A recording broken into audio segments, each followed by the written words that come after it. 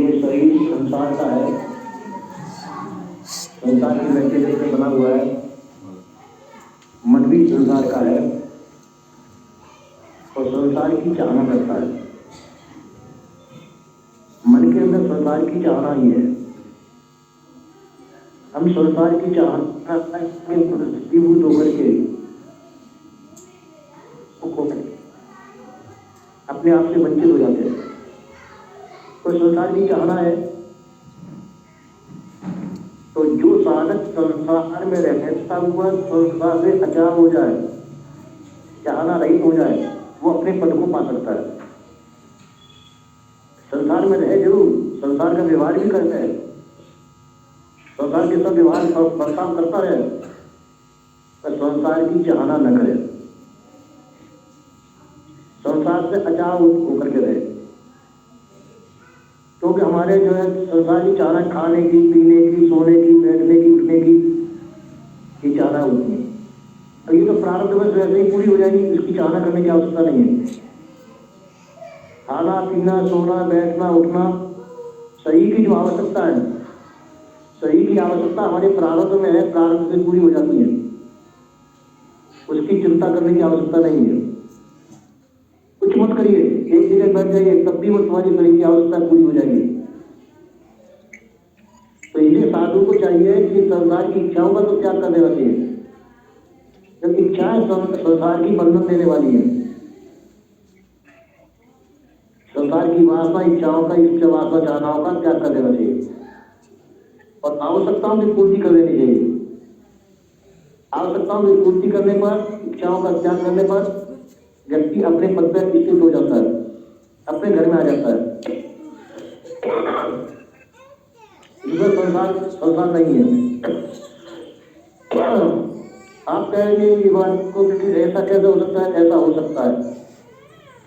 हम खुद संसार की चाहना करते हैं, संसार को हम छोड़ नहीं पाते, संसार की चाहना हमको नहीं छोड़ पाते, संसार की चाहना है, तो इसलिए हम संसार में बंधे हुए रहते हैं।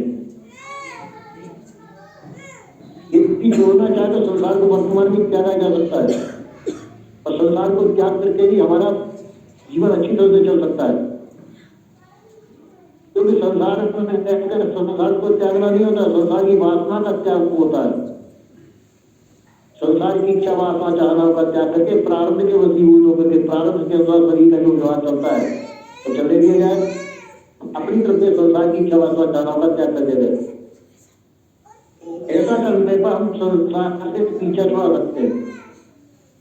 पर बात क्या होती है कि हम संसार में रुचि लेते हैं, संसार की रुचि हमको संसार में बांध देती है।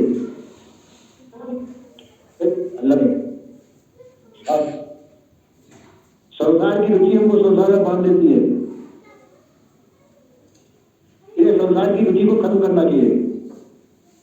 संसार में रहो पर संसार का प्रारब्ध के अनुसार जो होता है वो होने दो।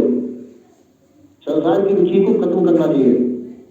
यदि संसार में रस लेते रहेंगे, हम संसार की रुचि बनाए रखे, तो संसार का बंधन नहीं छूटेगा। तो संसार का व्यवहार करिए, व्यवहार करने के लिए मना नहीं है। उठिए, बैठिए, जागिए, सोइए, बैठिए, बातें भी करिए, संसार का जो व्यवहार करने का करिए, पर उसको झूठा समझ के करिए। झूठा यह है कि वो हमारे समय नहीं रहेगा, आज को है कल को नहीं रहेगा।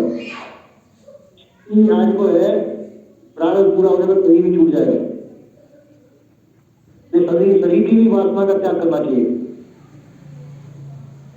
क्योंकि शरीर प्रारब्ध से बनाया और प्रारब्ध से इसकी शरीर आवश्यकताओं की पूर्ति करेगी। आपको इसकी चिंता करने की आवश्यकता नहीं है। ऐसा सोचकर निश्चित होकर के संसार में रहना चाहिए। आपको तो अपने पद पे स्थित होने की जरूरत है। तुम्हारा पद क्या संसार से उपराम हो जाए, संसार की इच्छा चाहना जो ऊपर हो जाए, तो आप अपने पद पर आ जाएंगे। संसार के सभी प्रकार की चाहना को त्याग करके अपने पद पर स्थित हो जाते हैं। संसार की चाहना रहेगी,